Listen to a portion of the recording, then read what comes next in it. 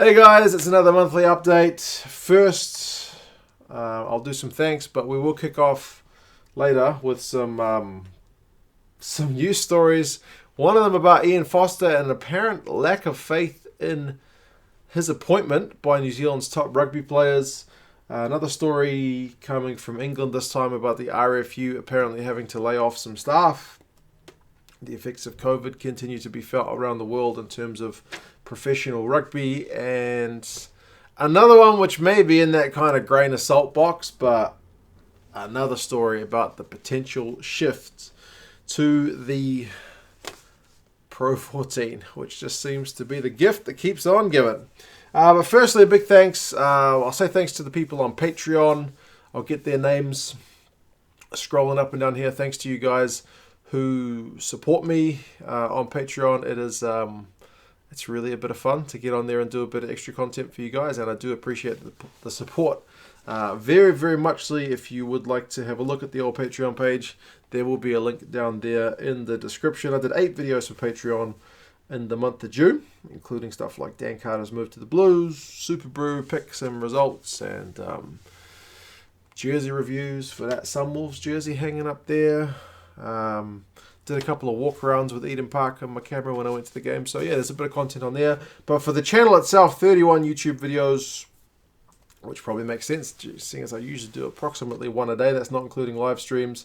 The most popular video in the month of June was that one about the NFL guy who said he could dominate rugby union. That one, that's still getting comments. That one just keeps on going.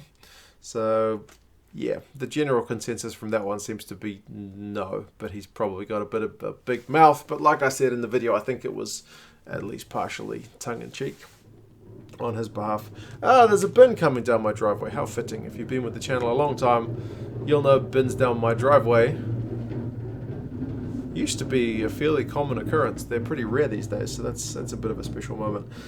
In the month of June also, we had 1,100 new subs, which is fantastic.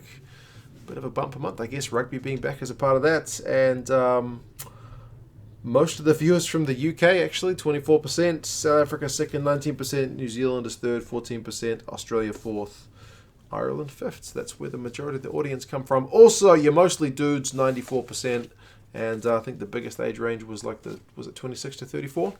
So there you go. Those are the stats for the month. And as I said, thanks to the Patreon people for the support. Thanks for you guys subscribing, liking the videos, sharing it, watching it, commenting on it. All of that stuff is very much appreciated. It's cool having you guys along and talking some rugby, basically.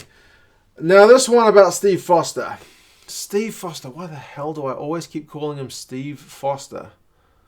This is the second time I've started this video because I was getting all tongue-tied, which is not unusual for me. And I called him Steve Foster. Ian Foster, who took over from Steve Hansen. Apparently, in my brain, I cannot separate these two guys. Ian Foster is apparently not that well supported by players, at least the ones in Super Rugby teams. NZME, which is one of the media companies over here in New Zealand, they did an anonymous survey of players in the 5 New Zealand Super Rugby teams and asked them a bunch of questions about the sport. I think they said it was like 40-odd questions. But one of the main, most interesting results, I guess, was the fact that for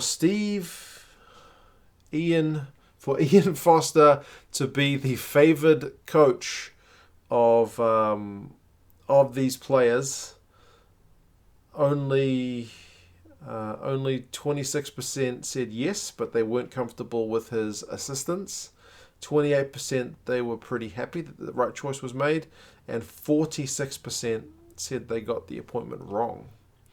So that's a pretty hefty number. If 46% said they got the appointment wrong, that's almost half the players playing here. Although, to be fair, at the end of the thing, they said that they got at least 15 responses from each of the 5 New Zealand Super Rugby teams. So not every player replied to this media survey, but still, only 28% said it was 100% right for, Ian Foster plus, Brad Moore, John Plumtree, and those guys to be that crew taking on the All Blacks. Now, that's interesting because initially when I read this article, I thought they'd surveyed fans, and I was like, bro, fans already don't like Ian Foster. I can't even remember his name.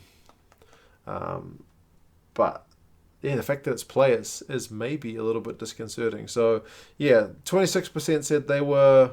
I guess if you add 28% say they were happy with the appointment, and then 26% said they're happy with Foster but not his assistants, maybe that's an endorsement of Foster, but only very marginally. So yeah. To be fair to the guy, he hasn't had a chance to play any of the games yet. And there seems to be a lot of anti-Foster press out there. Like, there's a lot of criticisms about the way they're going to organise this North and South game, about it being by the first team that you played for at the Mitre 10 Cup level. So it seems at the minute, Ian Foster is a bit of a magnet for all negative press. It will take him a while, I think, to win over the New Zealand press, who can be pretty horrendous. Just look at what they did to Warren Gatland in that Lions tour in 2017. They were just disgraceful. And yeah, we'll see. If he wins some games, the heat will let up, but we haven't had a chance to play any games, so he hasn't had a chance to prove himself as yet. The next story was about the RFU, so the English Rugby Football Union. They, I don't think, had laid off any staff until now. So, like, it happened in New Zealand. They had player and staffing cuts to salaries. Australia, they did it. There was a big kind of hoo-ha about that. Lots of places have done it, but England, which is one of the places, at least here in New Zealand, that they kind of look to with a bit of envy in terms of the finances, they're apparently set to lose £107 million for this year, and that means that there's going to be some redundancies, which is pretty unfortunate, but like it's been happening at Fox Sports, so it's not just the football unions, it's also the the broadcasters as well. So it's just the times we're living in, which is pretty tough. Reduced by 139 staff, which is massive. Unfortunately, they didn't really give any details into what kind of staff positions are affected, but they said they'd already done things like they'd done pay reductions, they'd done reduced pension, like pension pauses, they said, and a bunch of other cost reductions to try and not have to lay off staff, but it's just had to happen. So yeah, that's a bit of unfortunate news. Hopefully those people kind of land on their feet and the government's got some kind of support system for them in the first instance. But yeah, that's just, I guess, how far-reaching the effects of these things are going. And the last one, seriously, this kind of stuff just keeps on going. So all the talk is about the South African teams heading to Europe to play. The most recent one, which I did read in Wales online, so big kind of ding, ding, ding warning about that. I know you guys tell me don't trust what you read in Wales online. And they've sourced it from one of the Afrikaans newspapers in South Africa, is saying that the 4 remaining Super Rugby teams could potentially head to South Africa, partly on the back of Super Rugby Aotearoa and Super Rugby Australia getting going, and that they're pointing to some interest apparently in there just being a Trans-Tasman competition, which I know some people in New Zealand are really keen on, but whether the powers that be are keen on it is a totally different question.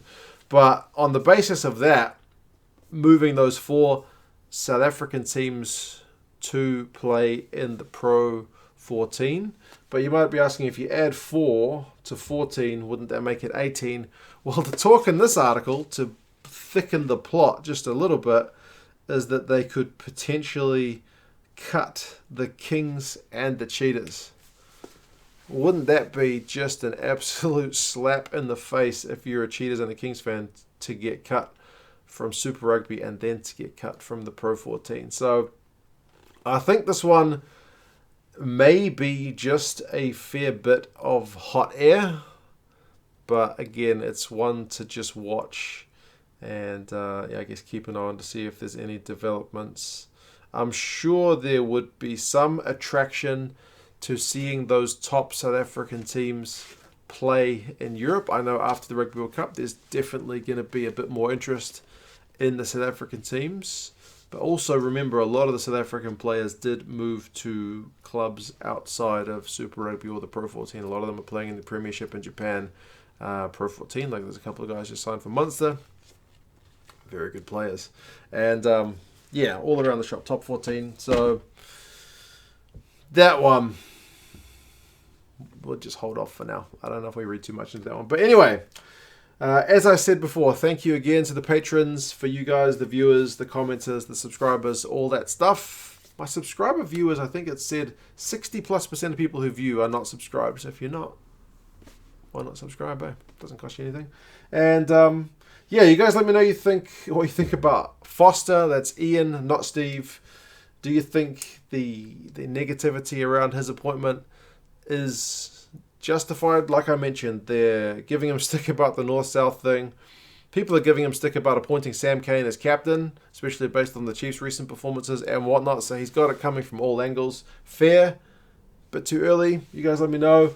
Bad news from the RFU, which is unfortunate, but as I said, kind of a sign of the times. Recently, it's just happening around the world, and a potential shift of those 4 teams to from South Africa to the Pro14 at the expense of the Kings and the Cheetahs. You guys let me know your thoughts, and I will talk to you guys again soon. See you later.